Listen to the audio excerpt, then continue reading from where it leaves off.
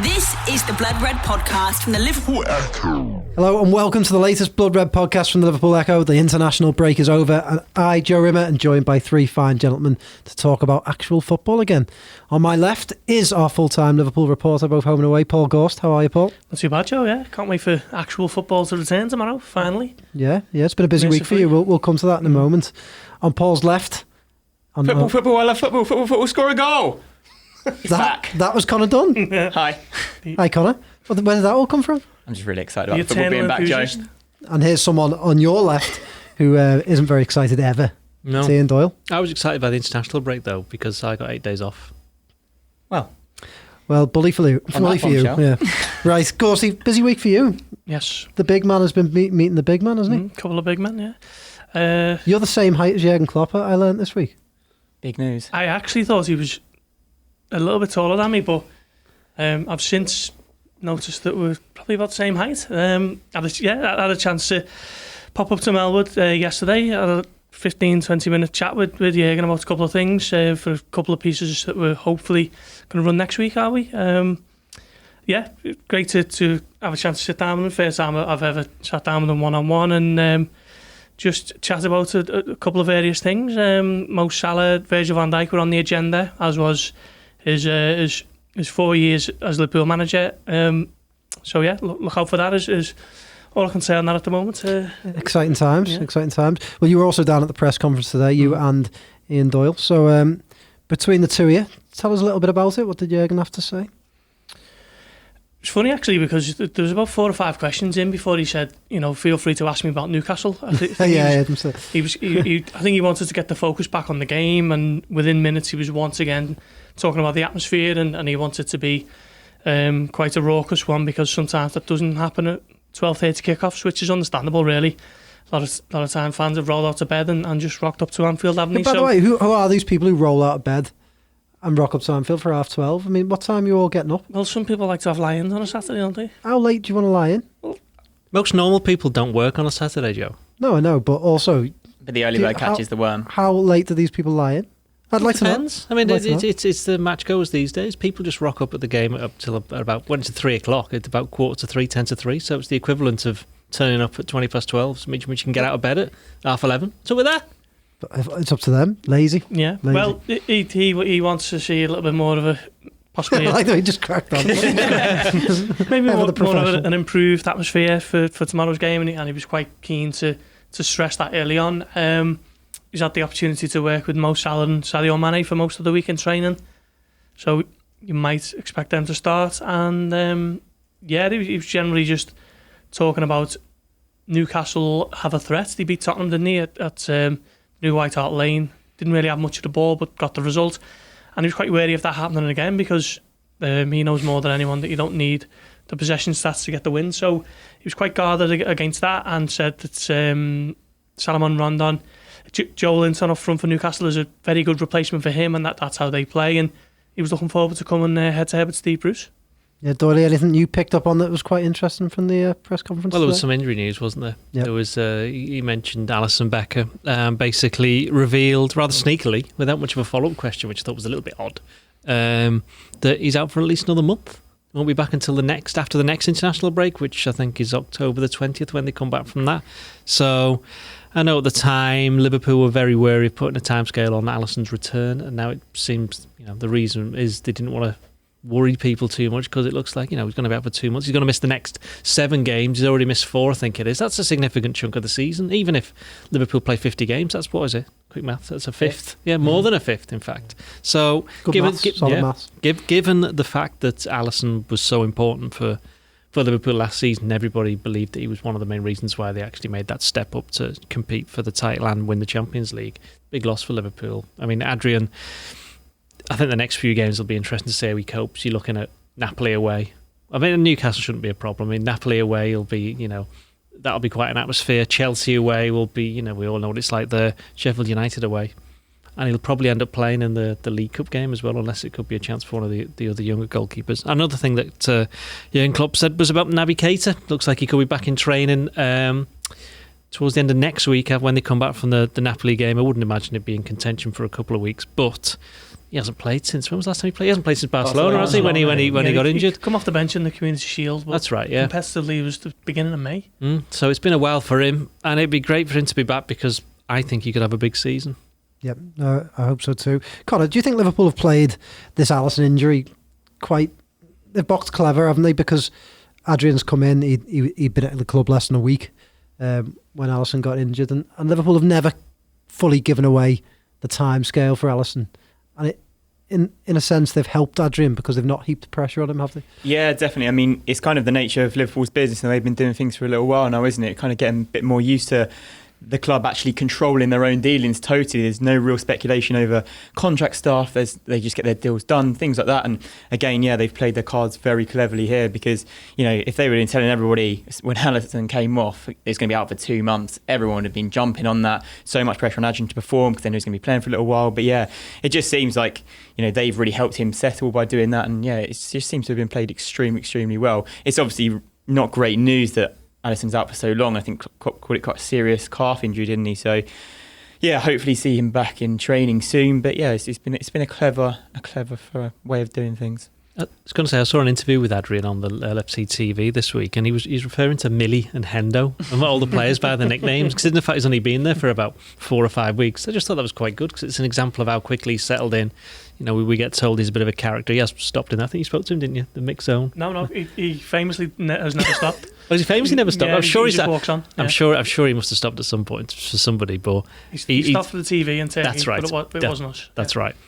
He's a bit of a character, and that's obviously helped him because he's not had any time to think about it. Because within 4 days of him being signed, he was playing, and he's been playing ever since. That's one of the big reasons Liverpool went for him. He's a big character, isn't he? He is. I just said that. I know. He slept with the Super Cup, didn't he? So after the game... I wondered where that was going there. Super Cup only, I think. But after the game, he said he was down, he was the last person down with Milner, and they had the trophy down there, and Milner was just like, do you want to sleep with the trophy? And of course he took it up, and, you know, it's straight integrated. You know, that's the first full game he played, and straight in the team, and they all just seem to really like him. So it's really good, isn't it? Fair play to him. Well done to him, yeah. Slept with someone in his first game. Slept with someone we'd all like to get our hands on. Yeah. Can we just stop this now and move on? Thank you. Gorsty, Naby Keita. Yes. So Klopp said he was back in training next week ahead of the Napoli game. After the Napoli game. Yeah. Do you expect to see him soon? Do you think Liverpool will, even when he gets back training, will rush him back? Because he's had so many setbacks, Keita, that he can't really afford another one, can he? He can't. So soon. No, I think they'll be very guarded and wary about rushing him back before he's 100%, because let's face it, it's been nearly 5 months now since he played properly, and at the time it was a massive statement of intent from Klopp to put him in a Champions League semi-final at Barcelona, and unfortunately he's just picked up a little injury. He's rushed himself back to get fit for the AFCON, and he's pulled up again. He's got himself fit again, and in Turkey during the opening training session, that was when he's pulled up once more. So at some point Liverpool are going to have to look at it and just hopefully he's not going to become one of these players who is just continually blighted by injury, because that's the way it's looking at the moment, because it's been a long time, hasn't it, since Liverpool fans have been able to see him in full throttle. So I don't think there's any real need to rush him back. I think what he offers is probably a lot different from the rest of the midfield, but at the moment they're winning games. They don't particularly need him in there, but they just need to be a little bit cautious with him, because if he picks up another injury, then you'd look another few weeks, and it's he just needs something to go right for him, really. He definitely does. Ian, do you think this international break has been slightly different to others in the sense that fair few Liverpool players didn't travel and didn't take part? It felt like something that actually helped Liverpool rather than hinder them as it has in the past. Well, it certainly helped Mohamed Salah and Sadio Mane, because they didn't have much of a break after the African Cup of Nations. I think Mane only had about 2 weeks and 4 days, wasn't it, or something like that. He came back to train on the Monday and he played Norwich on the Friday. That's right, yeah. So he didn't have a lot of time. Neither did Salah. They weren't the only ones. There's Firmino and Alisson as well, and we've seen what happened with Alisson. So whether that's in any way linked, I don't know. We'll never know. But going back to Mane and Salah, they had I think Klopp said they had 5 or 6 days off, and they've spent a few days training with the likes of, there's still Milner, Matip, Lallana, Shaqiri, obviously he withdrew from or said I don't want to be in contention in the Switzerland squad because he wanted to work on his game at Liverpool. Who else was there then? There was Adrian was obviously there. So these are people who, certainly Salah and Mane, Klopp's more or less said, not that we didn't know this, but they're going to play against Newcastle, and he said that look, they're fresh and we need to make the most of this. But it's a little bit of an extended summer for them as well, isn't it? It's given them that extra week that they didn't get a couple of weeks earlier. So certainly Mane needed a little bit of a rest. Liverpool have got 7 games coming up in 21 days. Then they're off for another international break. I'm not sure whether Mane and Salah will again be considered because of this African Cup of Nations. They're not, are they? Yeah. So they might get another break after that. So that will help Liverpool in that sense. But yeah, there's still loads of the players have been off. So while one or two of them stayed behind, for Klopp it's still a matter of crossing his fingers, his toes, his legs, everything, making sure that like Van Dijk, Wijnaldum, all of those, Henderson, Trent, Alexander-Arnold, Gomez, whoever else was out there comes back fit. Yeah, okay. Well, for 2 players, it's been an opportunity to impress Klopp in training. We'll start with Adam Lallana. Connor, he's somebody that we've talked about in terms of a positional change. Perhaps he'd go deeper. Do you think there'll be a chance for him in the coming weeks to get in that Liverpool team? Yeah, I mean, it's certainly someone that Klopp can look at, isn't it? Because Liverpool have played 2 more games than the rest of the Premier League already this season, apart from City, because obviously they played them in the Community Shield, but that and the Super Cup, it means they played a lot of football. Wijnaldum, Henderson, they've gone straight out with England and Holland, played a couple more games now, so they played a lot of football already. And you think in that holding midfield role, we saw Adam Lallana play it in pre-season, play it very well, to be fair. Klopp's obviously spoken about him having that side of his game, he has an ability to play there. And you would definitely think if you were to rest either of those 2, then you can be well in contention to come in and play there. So I definitely think this could be a really big opportunity. And as Doyle said, over the next 21 days, Liverpool have got 7 games, and that's an awful lot of football as well. And there's cup games coming up, and I think he'll definitely be in with a shout. I think Lallana's starting either on Saturday or against Napoli. Do you think so? Yeah. Napoli, yeah. Yeah, one of those 2. You think he'd start him away at Napoli? That's a tough place to start. But I think that it's a different kind of game, isn't it? And perhaps the hurly-burly of playing as a defensive midfielder, what he'll probably replace Fabinho in that role, might be a bit different in Europe than it will be in the league. And also there's the fact that Liverpool showed last year you can afford to lose 3 games in the group stage and still get through, whereas in the league they only lost 1 game and didn't win the title. So I would imagine for more experimentation he might try Napoli. That's just a guess though. Just sticking with you for a second, we've seen Klopp make these positional changes to various players throughout his Liverpool tenure. It's easy to look at Lallana and think he can't play there, but Klopp's been successful before, hasn't he? Are you confident that Lallana could be successful in that position? Well, yeah, because if you look at it, what was it? A lot of people said that Lallana was the leader of the press when Klopp first arrived, which presumably involves tackling people, which is what a number 6 needs to do: chase people down and tackle them. And that's exactly what he's good at doing. Plus, he can use the ball. I mean, he did a good interview this week. I think it was in the Times, wasn't it? Where he was speaking, and he basically says, "Look, I'm watching the likes of. I've been told to watch that by Jordan Henderson, to watch Frankie de Jong, who's at Barcelona now, was at Ajax last year, and he's been watching Fabinho as well, and saying that I'm going to end up taking more touches on the ball in this position, and there will be a few more risks, but the reward for that could be greater, because he's got confidence in his own ability. Because we know there's one thing that Lallana, another thing he's good at is keeping the ball. Yep. He's very good at that. So in that sense, I mean, I saw him play a couple of times in that position. First of all, you were like, what's he doing? Why is he playing there? But I think there was a game against, I think it was Lyon, where he played, and Liverpool won, played well, and he had a good game, and he did have 1 or 2 moments where it's like when Wijnaldum played it against, I think it was Manchester City, wasn't it, in the Champions League a couple of years ago, and he had that 1 game against Everton, the game before, and to try it out. And these are actually all really good footballers. They're international footballers. They're Champions League winners.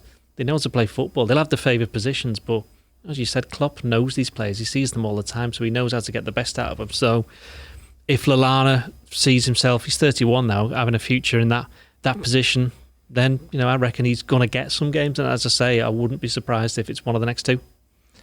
I'd like to see Lallana actually play tomorrow in the number 6, because I think this is exactly the type of game that is why he's been asked to play in this position, because it's just someone else on the ball who can unlock a defence.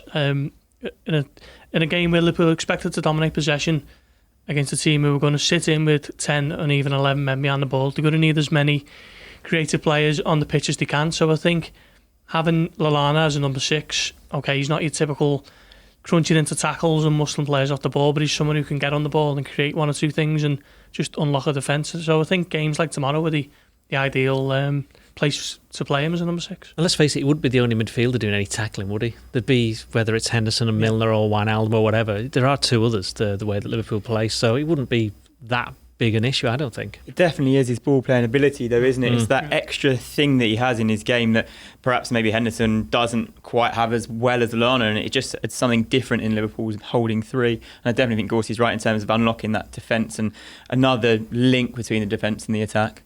Well, he was a big favourite of Klopp when he first arrived. Obviously was the leader of the press, in inverted commas. He's since been written off, and we've seen this happen a lot of times before with Liverpool players, but are people stupid to write him off?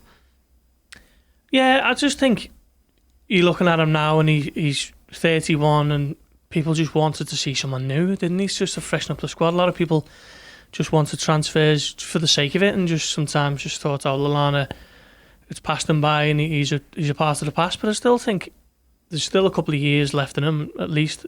He's shown, was it Burnley last season when Klopp played him and it was a bit of a surprise and he was one of the best players on the pitch. So I think, okay, he's not going to be starting every game and he's not one of the indispensable players in the Liverpool squad, but there's still a little part to play for him here and there, I think, yeah. I don't think people are stupid to think to write him off simply because he's barely featured for 2 years. And I think that would just be the sensible thing. Not sensible, but that would be the obvious thing to say. Look, he's not played, but he's in the last year of his contract. It was interesting. There was a piece after the Champions League final, I think it was, where I can't remember who Lallana spoke to. It may have even been the press association afterwards, and he said, "Oh yeah, the manager said I'm in his plans next. And he's got a very specific role." And we were all thought, "What's he talking about there?" And then it became obvious, didn't it, in the summer? So obviously, Klopp's seen long term. This is where he can play.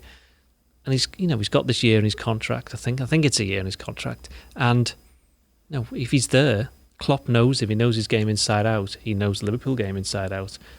May as well use him if he's there. Okay. Well, another man who will be hoping for a chance over the next couple of weeks is Xherdan Shaqiri. Connor, he made the decision to stay behind and work at Melwood.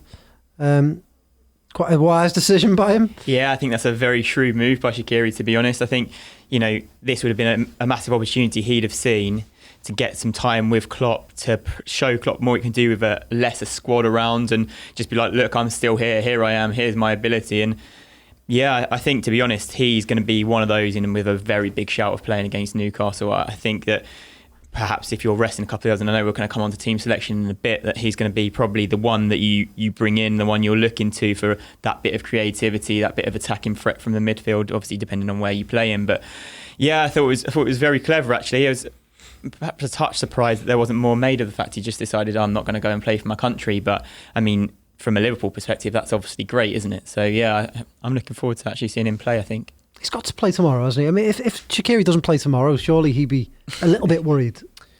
See, the thing I'd have against not playing him is the fact that Mane and Salah have been in training all week and they occupy the positions that he wants to play. So unless, but when he played a lot last season, it was with Salah in the team, wasn't it, as a centre forward? Yeah. Personally, I never liked the Salah as a striker experiment, but maybe that's just me. I think he could possibly play it in the midfield three, furthest forward, behind the striker. But I think with Klopp having the full week, and he always emphasises having time to work with players. So I think because he's had the full week with his best two goal scorers, I think they might be nailed on to start. So maybe there's a spot for Shaqiri in that midfield three, furthest forward. Yeah, Doyle, you think he plays tomorrow?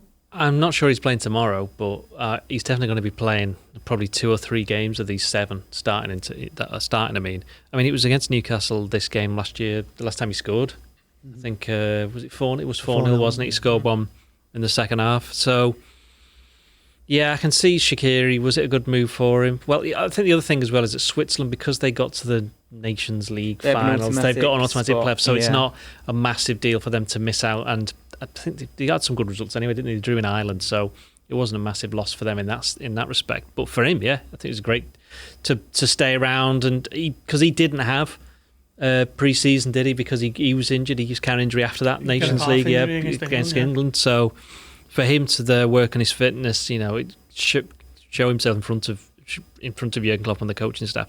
I think it's more of a longer term thing in terms of it's not just Newcastle. If he doesn't play Newcastle, he's not going to kick up a massive fuss and say, "That's it, I've had enough," because he knows. No, of course not. But he knows in confidence-wise, yeah, he knows. But okay, I don't think it'll affect his confidence. I don't think.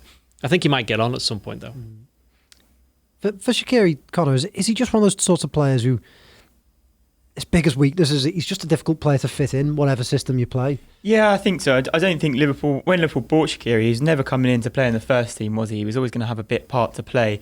And the way that Liverpool ended up setting up and finding that best formation, that hold in midfield three and then letting the front three go and the two attack, basically the left back and the right back going down the wings, it kind of made Shaqiri's role a little bit redundant, didn't it? He didn't really know where to fit him, and that 4-2-3-1 formation didn't really work as well as the 4-3-3. So what do you do with him? He's obviously got a lot of talent. We've seen him, absolutely show up in games. So I think he's a tricky player just for Liverpool's system and the way Liverpool have developed the team and the way Liverpool play. But I don't think, against some of the, say, lesser opposition in the League Cup, against League One teams and things like that, he's got to be in with an unbelievable shout to play. 4-2-3-1, Gorsty, you and Connor have both expressed an interest in not really liking it. I thought it worked quite well against some of the, in inverted commas, lesser sides. Yeah, they were knocking him over, weren't they? I mean, there was two reasons, wasn't it? One was to get Salah back scoring because he was out on the right and he hadn't had a good time after the World Cup by comparison to the previous year. The other thing is Fabinho wasn't ready to play when he came into the team in a 4-3-3. Yeah. And then on top of that, Shaqiri, when he got his opportunity, took it really well, and his thought was we need to keep him in the team. And that's how it worked. Was it certainly November and December, getting into January, and then things changed slightly. I can't exactly remember what happened, but I think they went 4-3-3 against Manchester City, didn't they? And Fabinho didn't play. I think that was the last time he came off the bench. Yeah, it was the last time. Yeah, it's the last time he didn't play any of those big games, certainly league games, I think. And since then, he's been a permanent fixture. And once you start playing 4-3-3, Shaqiri's going to struggle. But if you just said at the start of last season, listen, Jerdam, because obviously he's calling by his first name. Listen, Shaq, listen, Power Cube. You're going to end the season with a Champions League winners' medal. You're going to score 2 goals against Man United and be a hero on the terraces, and you're going to play a massive part in beating Barcelona 4-0 in the semi-final. You'd have gone, yeah, okay. Yeah, of course. It's a funny. He's in a funny situation, isn't he? The thing about him is that there's such interest around him because he's one of those players that he is a flair player. He's going to score goals. If he was a left back or something like that, there wouldn't be, or a defensive midfielder, there wouldn't be this intrigue about him not playing for 6, 7, 8, 9 games in a row, even though Liverpool in that entire time towards the end of last season were winning practically every game. So there was no reason for him to be there doing what he does because there are better players in the squad. That's why he wasn't playing. Absolutely, but when you put it like you've just put it before with the goals against the impact against Barcelona, the goals against United, it's funny, isn't it? Because you would look back at last season for Shaqiri and say, massive success. Came into Liverpool, played a good part in a successful team. Yeah, he barely featured from like January onwards. Yeah, I mean, I've said it before. I don't think it's anything he's doing or not doing. I think it's just the fact that the players in front of him are, as a trio, the world's best attack. And you've got to do something special to try and dislodge them. And I think this is why Jurgen Klopp's always preferred a tight-knit squad and smaller numbers, because if you've got 3 or 4 players who are rotting in the reserves and never getting a kick, then they're constantly getting talked about. Now, we've only got really Divock Origi and Xherdan Shaqiri who aren't getting the game who we're talking about as maybe reasons why they're not. So I think that's why Klopp has always wanted to keep his numbers a little streamlined. So I don't think it's a slight on Shaqiri's performances or his attitude or anything really. It's just the fact that the players ahead of him are, world class. The other thing about Shaqiri is that he's been here before. He won the Champions League with Bayern Munich when he wasn't playing, and he was on the bench in the final. I don't think he got on, actually. And then he toughed it out for another year and went, I've had enough of this. Nearly went to Everton and Liverpool, actually. They were both interested. And he went to Inter Milan in the end. Didn't have a particularly great time there. Ended up at Stoke, where he was playing every week, but they got relegated. So he's seen kind of the other side. And I think he's probably thinking now, well, yeah, I'm going to get some games.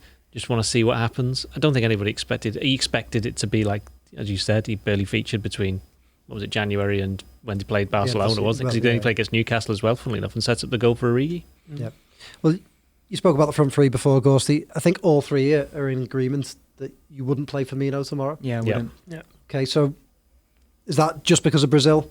Pretty much. I think he's for played a lot of Napoli. football. Started both games for Brazil. He's played a lot. Yeah. So on the Copa America with them as well. So yeah. But he's been playing very, very well, hasn't he? And it's a risk, isn't it? I know it's only Newcastle, as people would say, but it is a risk to drop him because Liverpool aren't as good a team when Firmino's not in it, is he?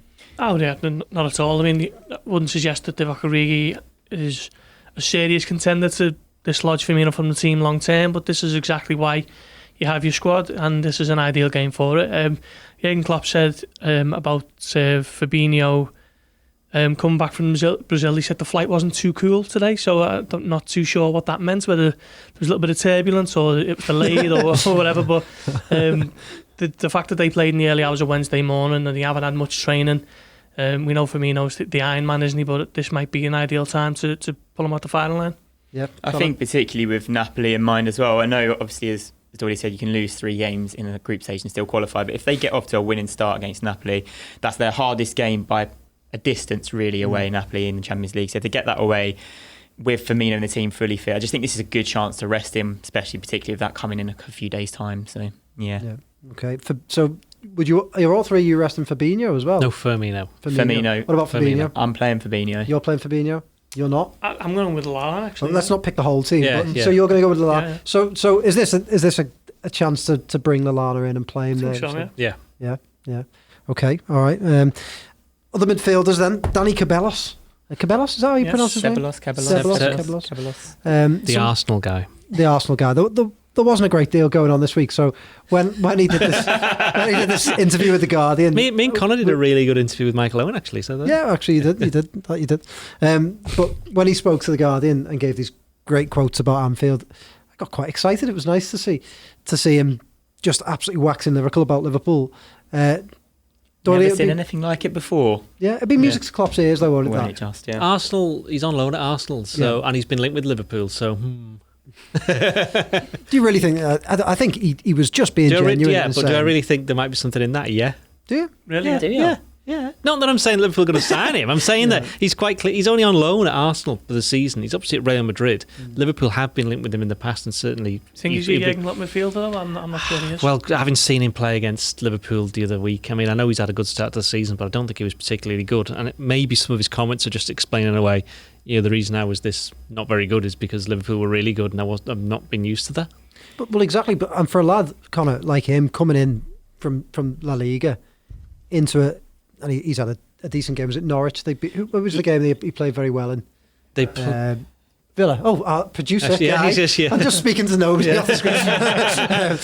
Villa. Yeah, he played very well against Villa. So he certainly made an impression. Didn't he? Yeah. To come into Anfield and to see the way Liverpool play and just get absolutely. He must have been shocked, mustn't he? Yeah, certainly. I mean, obviously, La Liga is a very different place to the Premier League. The game is a lot quicker, and Liverpool probably are at the top of that high press, the top of that quick game, the top of that everything else. We've been told it's actually Burnley, not Villa. Yeah. Thank you, Guy. He played in Claret, you were close enough. Yeah. But yeah, obviously he's come in and he's seen one of the 2 best teams in the Premier League playing against him, and he's probably seen that and has gone, okay, wow, this is the standard that I need to be playing at.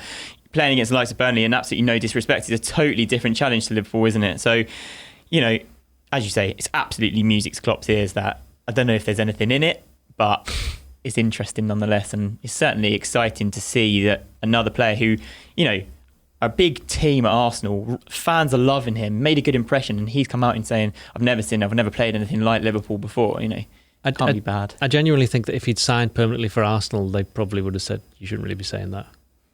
You think? Yeah. That's the cynical journalist in me. An opponent a compliment, wasn't it? Yeah, I just thought it was a nice couple of lines from an in-depth interview which covered so many other topics. That wasn't a news line, was it? It was a sit-down chat with Sid Lowe, who's obviously covers a lot of Spanish football, doesn't he? And it was just a nice line. It was a mark of respect, and I think it was an eye-opener for him, really. Playing for Real Madrid, where you see a lot of possession, you get a lot of time on the ball, and you can pick your passes. He just absolutely wasn't used to what he experienced at Anfield, was he? He had that moment. Oh, I know you're going to say, yeah. A cross-field ball across it. It's just like a massive no-no. I still remember I can't say that word, getting shouted at by Neil Jones for doing very similar in five-a-side. So a Premier League footballer doing it. A rollicking. It rhymes with that, I wanted to say. But yeah, getting shouted at by Neil Jones for doing that in a five-a-side game. to see a professional football, he was just totally. He was rocked, wasn't he? Yeah, well, this is what Liverpool's midfield does. It's not the most creative. It doesn't carve teams open as much as some might like it to. But what it does do is it presses, it harries, and it puts opponents under pressure and forces them into making mistakes. And that's an example of it. And we see it pretty much every week now, don't we? They cut the angles off, and they just make sure that the midfield can't really play around the press. They're extremely well drilled, aren't they, Liverpool's midfield? Like, everything you see them do is for the benefit of the team. It's for the greater good. It's to rush opponents, to harry opponents. And it's just such a solid unit. And that's why we obviously don't see the likes of Shaqiri coming into that all the time as well, really. I don't think it's any surprise that the first clean sheet came at Burnley, which is when the midfield was perhaps the first time this season that they actually all were as organised as they should have been, because there have been some gaps. There were some against Arsenal in the first half in particular.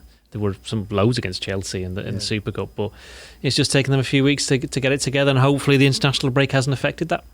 Well, you say that. It was interesting, I thought, in that game. Did you see Henderson constantly making overlaps on the right? Yeah. And they spoke about afterwards how that was drilled into him to do it, so that he could create space for Trent. And it's those little tactical tweaks, isn't it, that make all the difference in Liverpool's midfield? Yeah, I mean, as you say, they're not really in there to score the goals, are they? Or to even lay them on the plate in the way that Manchester City's does with Silva and, well, both Silvas and De Bruyne and the likes. They're in there to work, the workhorses, and essentially create the space for the fullbacks and the front three. Yep. All right, fellas, let's wrap this up with our lineup and predictions. We've sort of know where we're going here with this. But A bit and a bit. So I think Adrian's going to be in goal. Adrian in goal, yeah. Right back? Trent for me. Trent? Yeah, I think so. Yeah, Trent. I'd go Trent. Yeah, Trent. Maybe Gomez in one of the, maybe perhaps in Napoli or maybe at Chelsea. He had a bad game in Napoli last year, I seem to recall. Wasn't particularly great, but... Yeah, so all of us going for Trent. Yeah. Centre-halves? Yes. Matip. Matip, you going to play them? Matip and Van Dijk. Yeah, I just think Matip keeps his position, doesn't he? He's just locked it down. He's just played so well, and you can't really chop and change your centre-backs all the time, so... Absolutely. He's in. Yes. Yep. And Robertson at left-back. So the make of the... hang on. He did play 2 games. Milner's not played. You think? I wouldn't be surprised if Milner played left-back. What's Ian Doyle I don't think doing? he will. What's Ian Doyle, the manager, doing? Ian Doyle is picking Andy Robertson, the Scotland captain. I agree.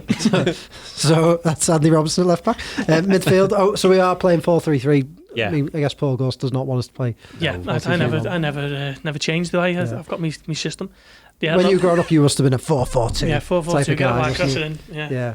Big fellas up front. Big man, little man up front. That's it, Egan Tosha. Lallana's the defensive midfielder. Fabinho for me. I'm going to go with Adam Lallana. I'm going to have a little sneaky go with Adam Lallana. Yeah. We've won you around. It was me that suggested this first. I think I'll pick Fabinho. I think it was Klopp that suggested it first. Don't pay attention to him. I think I'd pick Fabinho because I'm probably going to play Shaqiri, and I think Fabinho gives you a more solid 6, a more recognised 6, and someone who's played in that position more. And I think you're going to need someone who's very good if you're playing Shaqiri in there as well, for a bit of a different midfield. That's a good point. After that dodgy flight, though. It wasn't cool. It wasn't cool. It was warm, perhaps. So who's joining? Well, sorry, you're outvoted. Great look. No. You made a great case for him, but you're outvoted 3-1. So it was in vain. Who's joining Adam Lallana in midfield? Gini Wijnaldum. I'm going with the Widge as well. Yeah. 100%. Played so well for Holland as well, and he's just in great form. And he came on as sub, didn't he, in both games? I think. Did he? I don't know. I didn't watch them. He scored the 4th goal in both, so it suggests that he might have got an assist. He gets forward more. Yeah. Henderson, Milner was the third one. Henderson. Shaqiri. Henderson, sorry. Nice try, Connor. Connor's the assistant manager not getting listened to this week. Yeah. To be honest, I'm agreeing with you all, but when we've done our lineups for tomorrow morning, I've done my totally. It's not like this at all. Speak volumes. Staging a walkout. I'm just going with the crowd to make it easy. Okay, front three. Such a sheep. Yeah. Mane and Salah definitely played, don't they? And Divock? Yeah. Yes. Big Divvy? Yes. Big Divvy. Okay, our predictions? 2-0. 2-0. You know what? I can see a massive struggle. 1-0. Really, yeah. Yeah. You know what? I hate to do it, but I'm not agreeing with Doyle. I might have to agree with Doyle. I just think it might be one of them that everyone thinks, Newcastle. Having said that, there's some stat which Jed Ray, our ace statistician, or Liverpool's statistician, he's pointed out that Liverpool's 13-game unbeaten winning run in the league, in every single one of the games they've scored at least twice. Yeah. And they're the only teams to ever do that. We're going to say Tottenham are the only team in 1960. I think. Yeah, they're the only two teams who've ever done that. Well, winning that many games. So we're both going against it and saying 1-0. I think it could be. I don't necessarily think it could maybe be 1-0. 2-1. But I think it could be. Yeah, it's going to be close. I think it's going to be close. Going into half time at 0-0 and a little bit like, the thing, Newcastle, Matt Ritchie's not playing, is he? And I think he's their best player. I think. Longstaff is injured as well. Yeah, and I think he's the kind of player who I thought in the first half against in the Anfield game, he got a few crosses in. That was his debut, wasn't it? Not Matt Ritchie, I'm on about, yeah. Oh, Matt Ritchie. Yeah, he got a few crosses in. I've seen him play well for Bournemouth against Liverpool in the past, and I'm pretty sure he set up one of the goals at the St James's Park in the 3-2. He did something anyway. He caused Liverpool a bit of bother. So I'm glad he's not playing. About Newcastle's start to the season, they got probably a lucky win against Tottenham, really. I know Klopp spoke about today in his press conference that, they did all the right things, but Tottenham could have scored. You've got to back Liverpool to put some of those chances away. I just think they've only had one win this season. They've got Steve Bruce. I don't think they're in an amazing position, so I just think it's going to be a bit easier than... So to pull off a victory like that, you need a lot of luck, don't you? Yeah, you absolutely do. With 20% possession, you need luck. They would need to miss a lot of chances to hit the post, to have goals ruled out. So, are we worried about Joey Linton? He's all right. He's decent. Yeah. I think Van Dijk will relish coming up against him actually, but he took his chance well against Tottenham, didn't he? He had one chance, got out of his foot well and finished it with his left foot. I think he's all right actually. Van Dijk is very good though. Yeah, Van Dijk's there was some suggestion. Yeah, I heard that. I think he might be right there. Yeah. Okay. Well, we'll leave it there. Thanks for listening. Hopefully, we'll be back on Monday talking about a Liverpool win and looking ahead to the trip to Napoli. See you then. Ta-ra.